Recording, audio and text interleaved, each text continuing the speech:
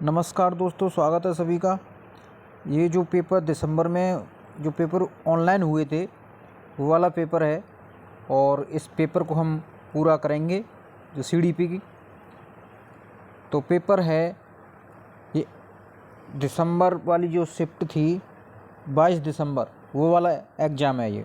तो चलते हैं, क्वेश्चन सॉल्व करते हैं, जल्दी फटाफट रिवीजन होगा। तो विकास के किस क्षेत्र का संबंध बौद्धिक सामर्थ्यों जैसे कि ध्यान, स्मृति, समस्या और समाधान, कल्पना और रचना करने से है? किससे है? तो इसका जो सही उत्तर होगा वो होगा बी, संज्ञानात्मक क्षेत्र होता है। यानी ध्यान, स्मृति, समस्या का समाधान, कल्पना जैसी करना, वो संज्ञानात्मक क्षेत्र कहलाता है। इसका जो सही उत्तर हो जाएगा बी हो जाएगा। क्वेश्चन नंबर 2 है। क्वेश्चन नंबर 2, सना ने अपनी कमीज का बटन बंद करने व कलम पकड़ना सीखने से पहले गिलास और बोतल पकड़ना सीख लिया है। यह उदाहरण किस ओर संकेत करता है?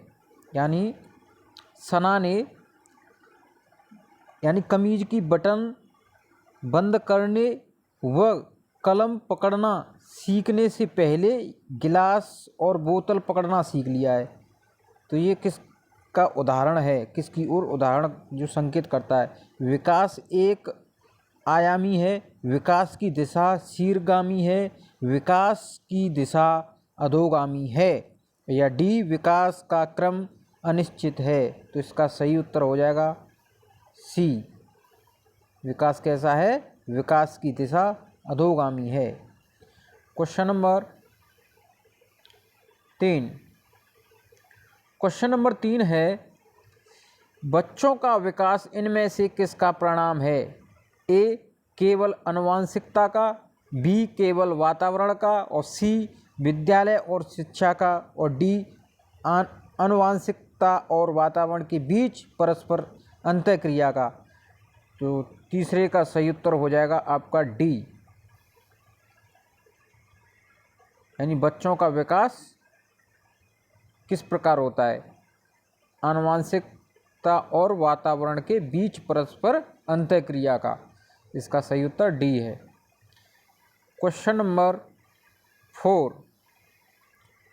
क्वेश्चन नंबर 4 है, निम्न में से कौन सा कारक सामाजिकरण का प्राथमिक कारण नहीं है? नहीं पूछा है इसमें। परिवार, पास पड़ोस, समकक्षी या सरकार। तो चौथे का जो सही उत्तर हो जाएगा डी हो जाएगा, यानी सरकार नहीं होती है। Question number 5। क्वेश्चन नंबर 5 है, हाइंस की दुविधा पर बच्चों की प्रतिक्रिया के आधार पर लॉरेंस कोहलरबर्ग ने किस विकास की विभिन्न अवस्थाओं को प्रतिपादित किया है? ए, नैतिक विकास, बी, सामाजिक विकास, और सी, मनोवैज्ञानिक विकास, और डी, व्यक्तिगत विकास। तो 5वें का सही उत्तर हो जाएगा ए, नैतिक विकास। Question number 6। क्वेश्चन नंबर 6 है, 9 वर्षीय लीला ने बटनों के संग्रह को उनके माप के अनुसार वर्गीकृत किया, फिर उनसे सभी समूहों के बटनों को एकत्रित किया, फिर उन्हें उनके छेदों के आधार पर दोबारा वितरित किया। जीन पियाजे के संज्ञानात्मक विकास के सिद्धांत के अनुसार लीला विकास के डेस्क चरण पर है? पूर्व संक्रियात्मक, बी, अमूर्त संक्रियात्मक, और सी, मूर्त संक्रियात्मक, और डी, संवेदी चालक। तो इसका जो सही उत्तर हो जाएगा सी हो जाएगा, यानी कि मूर्त संक्रियात्मक अवस्था पर है। Question number 7। क्वेश्चन नंबर 7 है, जब बच्चे अपने अनुभवों को अपने वर्तमान स्कीमा में समाहित करते हैं तो इसको डेस्क कहते हैं। क्या कहते हैं? आत्मसातीकरण, बी समायोजन और सी केंद्रीयता और डी संरक्षणता। तो इसका जो सही उत्तर हो जाएगा ए हो जाएगा। क्या बोलते हैं? आत्मसातीकरण। Question number 8। क्वेश्चन नंबर 8 है, लेव वाइगोत्स्की के संज्ञानात्मक विकास के सिद्धांतों को डेस्क कहा जाता है क्योंकि वे तर्क देते हैं कि बच्चों का सीखना संदर्भ में होता है। मनोगतिशील, बी मनोलैंगिक और सी सामाजिक सांस्कृतिक और डी व्यवहारात्मक। तो 8 का सही उत्तर हो जाएगा सी, यानी कि सामाजिक सांस्कृतिक होते हैं। Question number 9। क्वेश्चन नंबर 9 है, जब कोई अध्यापिका किसी विद्यार्थी को उसके विकास के निकटतम क्षेत्र पर पहुंचने के लिए सहायता को उसके निष्पादन के वर्तमान स्तर के अनुरूप ढालती है तो अध्यापिका किस नीति का प्रयोग कर रही है? सहयोगात्मक अधिगम का प्रयोग, बी अंतरपक्षता का प्रदर्शन और सी पाड़ और डी विद्यार्थियों में संज्ञानात्मक द्वंद्व पैदा करना। तो इसका जो सही उत्तर हो जाएगा सी हो जाएगा, पाड़। Question number 10। क्वेश्चन नंबर 10 है, एक प्रगतिशील कक्षा में क्या होना चाहिए? शिक्षण पाठ्य पुस्तक केंद्रित होता है, बी योग्यात्मक परीक्षा पर बल दिया जाता है और सी विद्यार्थी अध्ययन में सक्रिय भूमिका निभाते हैं और डी अध्यापक दंड और पुरस्कार द्वारा छात्रों के शिक्षण को दिशा देते हैं। तो इसका सही उत्तर हो जाएगा सी। कैसे होते हैं? विद्यार्थी अध्ययन में सक्रिय भूमिका निभाते हैं। Question number 11। क्वेश्चन 11 है, डेस्क बुद्धि कौशल उस कौशल की ओर संकेत करता है जो कि दूसरों के मनोदशाओं, स्वभावों और आशाओं को पहचानता है तथा उन पर उपयुक्त प्रतिक्रिया देता है। ए अंतर्वैयक्तिक, बी अंतरावैयक्तिक और सी स्थैतिक और डी तार्किक गणितीय। तो इसका जो सही उत्तर हो जाएगा ए हो जाएगा, अंतर्वैयक्तिक। Question number 12। राष्ट्रीय शिक्षा नीति 2020 यह प्रस्ताव रखती है कि प्राथमिक कक्षाओं के बच्चों को उनके घर की या स्थानीय भाषाओं में पढ़ाया जाना चाहिए, बी प्राथमिक कक्षाओं में शिक्षा का माध्यम एक तरह की भाषा में ही प्रयोग होना चाहिए और सी शिक्षकों को द्विभाषिक उपागम को प्रयोग करने के लिए हतोत्साहित किया जाना चाहिए या डी बहुभाषिकतावादी बिल्कुल भी बढ़ावा नहीं देना चाहिए। तो इसका जो सही उत्तर हो जाएगा ए हो जाएगा। Question number 13। एक विद्यालय बैडमिंटन प्रतियोगिता के लिए विद्यार्थियों का चयन करते समय लड़कों को प्राथमिकता देता है और संगीत प्रतियोगिता के लिए लड़कों को प्राथमिकता देता है। यह क्या सूचित करता है? जेंडर स्थायित्व या बी जेंडर पहचान, सी जेंडर समानता या जेंडर रूढ़िबद्धता। तो इसका जो राइट आंसर हो जाएगा जेंडर रूढ़िबद्धता। Question number 14। क्वेश्चन नंबर 14 है, सतत और व्यापक मूल्यांकन में इनमें से क्या शामिल है? ए मूल्यांकन में मापदंडों और उपकरणों की योजना बनाना, सेकंड शिक्षक द्वारा सावधानीपूर्वक रिकॉर्ड अभिलेख को तैयार करना और तीसरा है बच्चों का समय समय पर परीक्षण करना एवं उनको श्रेणीबद्ध करना और फोर्थ है शिक्षण को अधिगम प्रक्रिया के साथ एकीकृत करना। देखो श्रेणीबद्ध तो कर नहीं सकते हैं, इस वजह से ये गलत है। तो तो इसका जो राइट आंसर हो जाएगा वो हो जाएगा आपका ए, यानी फर्स्ट, सेकंड और फोर्थ, इसका जो राइट आंसर है ए है। Question number 15। क्वेश्चन नंबर 15 है, राष्ट्रीय शिक्षा नीति 2022-20 के अनुसार आकलन के लिए अंतर्निहित सिद्धांत क्या होना चाहिए? मुख्य रूप से रटने के कौशलों का परीक्षण करना, के और बी है केवल विषय वस्तु के अधिगम के लिए प्रोत्साहित करना, और सी सभी विद्यार्थियों के लिए उनका सीखने और विकास का अनुकूलन करना, और डी विद्यार्थियों के वर्ष के अंत की परीक्षाओं के माध्यम से केवल संज्ञानात्मक आयाम आकलन करना। तो इसका जो राइट आंसर हो जाएगा सी, सभी विद्यार्थियों के लिए उनको सीखने और विकास का अनुकूलन करना। Question number 16। भारतीय संसद ने दिव्यांग व्यक्तियों के लिए निम्नलिखित में से कौन सा कानून हाल ही में पारित किया गया है? राष्ट्रीय शिक्षा नीति, बी निःशक्त व्यक्ति समान अवसर अधिकार संरक्षण और पूर्ण भागीदारी अधिनियम, या सी दिव्यांगता के साथ व्यक्तियों का अधिकार अधिनियम, और डी शिक्षा का अधिकार अधिनियम। इसका जो सही उत्तर हो जाएगा बी, क्या लागू किया है? निःशुल्क व्यक्ति समान अवसर अधिकार संरक्षण। 17 निम्नलिखित में से कौन सा कथन प्राथमिक शिक्षा में समावेशी की भावना का सटीक रूप से वर्णन करता है? ए शिक्षण केवल मानक और एक तरह की भाषा के प्रयोग को ही बढ़ावा देता है,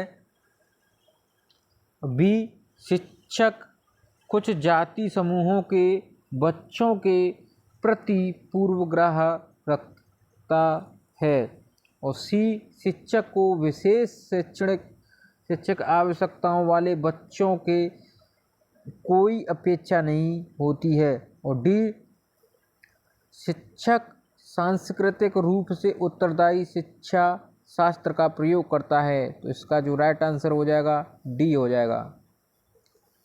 क्वेश्चन नंबर 18।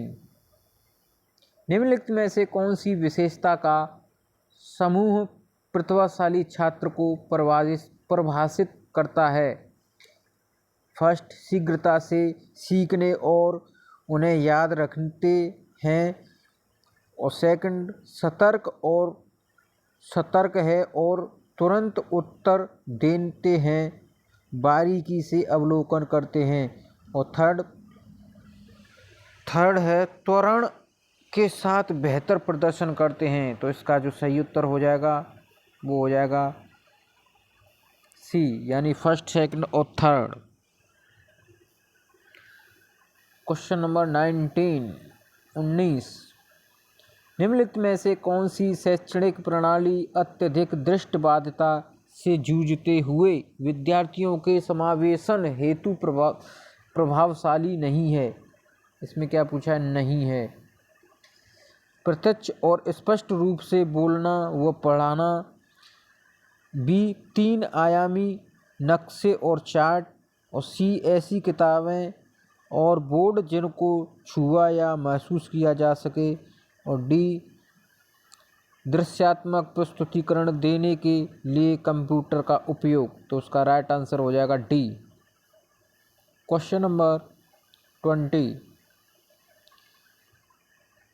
अभिकथन ए शिक्षकों को सभी बच्चों के अर्थपूर्ण सीखने के लिए अधिगम के विभिन्न मौके मुहैया कराने चाहिए। तर्क बी सभी बच्चों में सीखने की क्षमता होती है। सही विकल्प चुनिए। ए और आर दोनों सही हैं और आर सही व्याख्या करता है ए की। बी ए और आर दोनों सही हैं लेकिन आर सही व्याख्या नहीं करता है ए की। और सी है सही है लेकिन आर गलत है। और डी है ए और आर दोनों गलत हैं। तो इसका राइट आंसर हो जाएगा ए। ए और आर दोनों सही हैं और आर सही व्याख्या करता है ए की। क्वेश्चन नंबर 21 है, एक विद्यार्थी को नियंत्रण के बाह्य आधिकारिता में विश्वास रखती है, परीक्षाओं में अपनी सफलता का कारण किसे बता सकती है? ए योग्यात्मक की कमी, बी तैयारी की कमी, सी है त्रुटिपूर्ण दृष्टिकोण और डी है बुरी किस्मत। तो इसका जो सही उत्तर हो जाएगा डी हो जाएगा, बुरी किस्मत। क्वेश्चन नंबर 22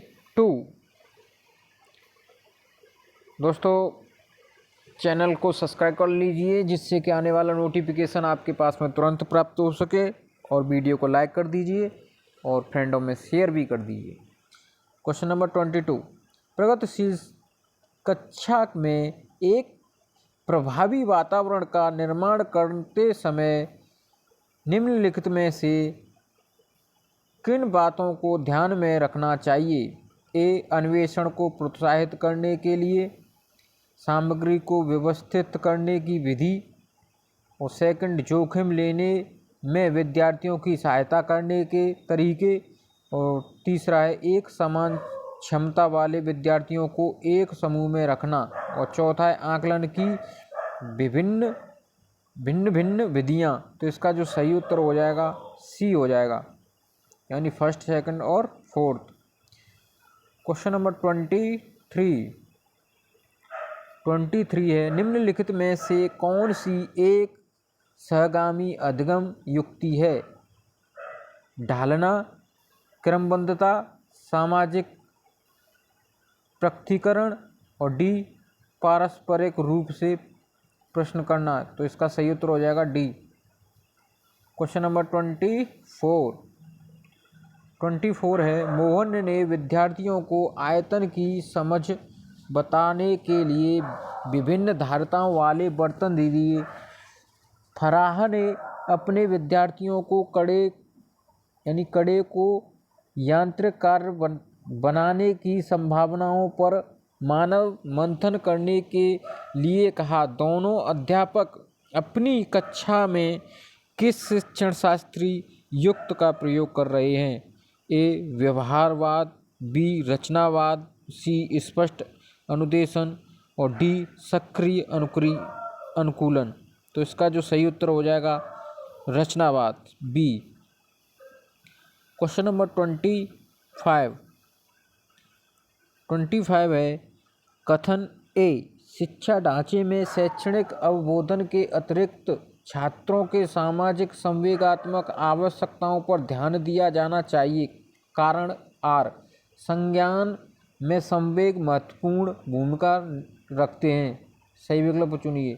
ए और आर दोनों सही हैं और आर सही व्याख्या करता है ए की। बी है, ए और आर दोनों सही हैं लेकिन आर सही व्याख्या नहीं करता है ए की। सी, ए सही है लेकिन आर गलत है, और डी, ए और आर दोनों गलत हैं। इसका जो सही उत्तर हो जाएगा ए हो जाएगा। क्वेश्चन नंबर 26 है, शैक्षणिक कार्यों में बच्चों द्वारा की गई त्रुटियों को समझना निम्न में से क्या है? केवल विद्यार्थियों की बौद्धिक क्षमताओं का आकलन करने में प्रासंगिक है। बी, शिक्षण प्रक्रिया में केवल शिक्षक की क्षमता का पता लगाने के लिए प्रासंगिक है। सी, शिक्षण के साथ साथ सीखने की प्रक्रिया को समझने के लिए प्रासंगिक है। या डी, शिक्षण या सीखने से संबंधित किसी भी क्षेत्र के लिए प्रासंगिक नहीं है। तो इसका जो सही उत्तर हो जाएगा सी हो जाएगा। क्वेश्चन नंबर 27, निम्नलिखित में से समालोचनात्मक चिंतन में क्या शामिल है? परासंज्ञान, और सेकंड विश्लेषण, थर्ड मनन। तो इसका जो सही उत्तर हो जाएगा आपका हो जाएगा, तीनों होते हैं। ए। 28, अनीता जो कि चौथी कक्षा की अध्यापिका है अपनी कक्षा में एक ऐसी स्थिति का सामना कर रही है जहां कई विद्यार्थी पढ़ाए जा रहे विषयों में उकताहट महसूस कर रहे हैं। इस स्थिति में उसे क्या करना चाहिए?